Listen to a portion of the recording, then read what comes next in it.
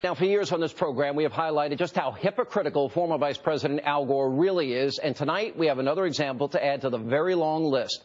Now, Gore has sold his failed left-leaning television station called Current TV to the always controversial Al Jazeera for a hefty price tag. Get this, $500 million. Now, that's not the most shocking part of the story. According to a report in the New York Times, the left-wing hypocrite wanted to make the deal before the fiscal cliff bill went through. Now, the report reads in part, quote, Mr. Gore and his partners were eager to complete the deal by December the 31st, lest it be subject to higher tax rates that took effect on January 1. According to several people who insisted on anonymity because they were not authorized to speak publicly, but the deal was not signed until Wednesday. Oh, but it even gets better. You're not going to believe what we're about to show you. Now, back in November, when thinking about the looming fiscal cliff, Gore said the following. Watch this. In the political realm, some people don't believe this, but the single most popular proposal we had was to reduce taxes on working people and lift the higher rate. Let's give an incentive to work, and let's ask the most fortunate in our society, including me and you, to do our fair share. And we ought to do that again. All right, you can't make this stuff up. Now, the former vice president's hypocrisy should not surprise anyone. Let's not forget, back in 2007, you see that Gulfstream II private jet? Well, those were the Hannity show cameras that exclusively caught the so-called defender of the environment hopping off his private jet right into his private limousine. Joining me now with reaction, author of The Liberal War on Transparency, Christopher Horner, and former aide to Senator John Kerry and adjunct professor of media studies at the New School, Mark Hanna. Gentlemen, welcome to Hannity. So, Mark, first of all, we have the private jet pictures, but you've got to admit it's pretty funny because it was only him and his wife, Tipper, one of the least energy-efficient private jets in the sky. It just, you know, guzzles gas and jet fuel. And then you got him, now he wants the fiscal cliff deal. He wants to get this sale done before January 1st because he wants the money. And he's buying it from Al Jazeera, which, by the way, makes their money at a cutter, which is oil. You got to be kidding me. Yeah, Sean, I mean, I think it's great that you're quoting the New York Times. It is a reputable source, but their source is an anonymous person that you know, didn't come forward and give a name. Questioning the New York Times? Who's to say? No, I'm just saying, I'm questioning, you know, who's to say whether or not this was actually, I'm not going to comment on Al Gore's thinking or whether the timing of this was, you know, strategic with the fiscal cliff. I mean, if he wanted to put profits ahead of principles, he could have easily sold to your buddy Glenn Beck, who was making an offer last month, and he bypassed that offer and you know, took a pass on that.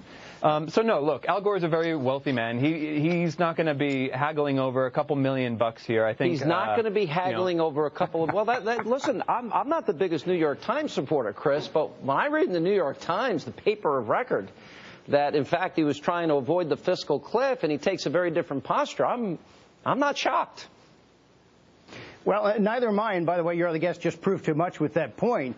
He put principle over profits here, supposedly, because the sale acknowledges that Al Jazeera's worldview is consistent with his own. You know that there's no one more addicted to fossil fuels than Al Gore. His generation investment management is not actually invested in green. To me, this is like Bill Clinton selling his memoirs to the Girls Gone Wild guy. This is entirely consistent with his worldview and his principles. So in that way, it's less hypocritical. He's going to an oil emirate, which he, of course, uses more than anybody. Did you know the fuel bills on just his Nashville home, one of many homes, multiple home-owning mansion dweller Al Gore, was 20 times the average American's? His length. I saw a headline today, Sean, that said Al Gore becomes rich hypocrite. This didn't make him a rich hypocrite. He's always been a rich hypocrite. The only thing that changed today is that cable television may have become slightly less extremist. Yeah. What do you think, Chris, about where the money came from? What do you think about Al Jazeera?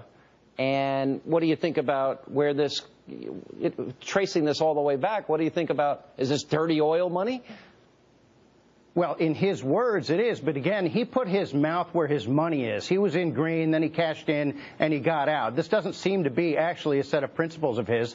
This is This is a company that by his, remember, he refused to sell to that American-loving Glenn Beck, who apparently loved America too much. He's selling to a country, he's selling to a network that clearly hates America, as the voice of the Arab Street, which, if you want to picture the Arab Street, when did Al Gore celebrating after 9/11. So he's by the sale that this is an organization consistent with his worldview. That's what I think of the source. And by the way, I meant he loved it, and Glenn Beck was too pro-American to him. I meant they always say on the left, dirty oil money, et cetera, just like dirty air and dirty water. Mark, as you see Al Gore get off his big Gulfstream private jet, and this is the guy that lectures us about fossil fuels and the environment and global warming, is that a little hypocritical to you?